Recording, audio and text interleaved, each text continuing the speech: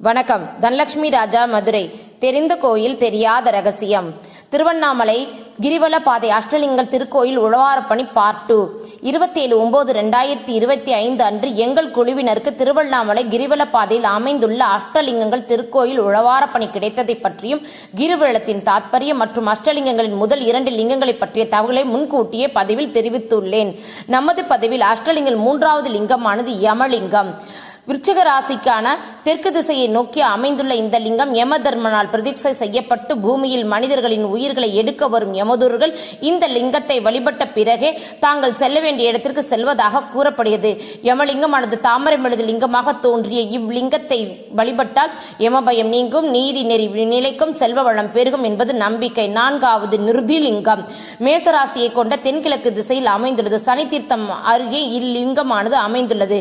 அஷ்டதிக் பாலகரில் ஒருவரான நிருதீஸ்வருக்கு சிவன் காட்சி கொடுத்த இடமாகும்.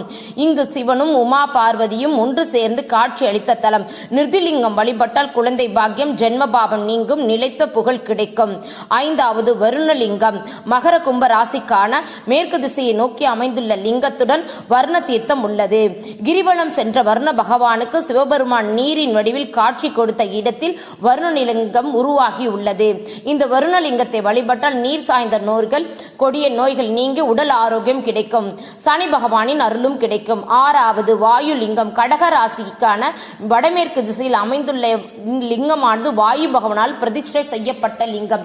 இங்குதான் வாயு பகவானுக்கு சிவபெருமான் பஞ்சகிருதிகா என்ற தேவலோக மலரின் நறுமணமாக காட்சி கொடுத்தார் எனவும் இந்த லிங்கத்தை வழிபட்டால் கண் திருஷ்டி, இதய நோய் நீங்கும், மன நிம்மதி உண்டாகும், சுவாசம் தொடர்பான நோய்க்கு குணமாகும்.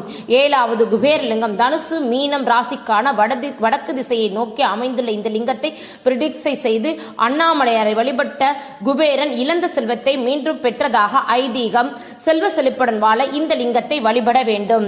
ஈசானிய லிங்கம் 8வது லிங்கம் கிரிவல பாதையில் கடைசியாக அமைந்துள்ள மிதுன கன்னி ராசிக்கான ஈசானிய லிங்கம் நந்தி பகவான் கிரிவலம் வந்தபோது அண்ணாமலையார் தரிசனம் பெற்ற இடம் இதுவாகும்.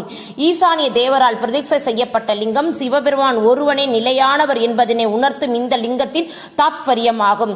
ஈசானிய லிங்கத்தை வழிபட்டால் அனைத்து கலைகளும் தேர்ச்சி பெறலாம், அனைத்து காரியங்களும் வெற்றி, நினைத்த காரியம் கைகூடும்.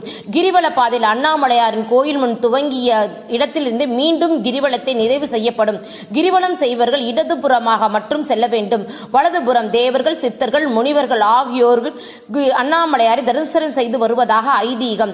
இறையலுடன் தேவர்களும் முனிவர்களும் சித்தர்களும் அருளும் நமக்கு கிடைக்க வாழ்வில் வளம் பெற அண்ணாமலையரே நமக்கு அளிப்பார் என்பது ஐதீகம். நன்றி, வணக்கம்.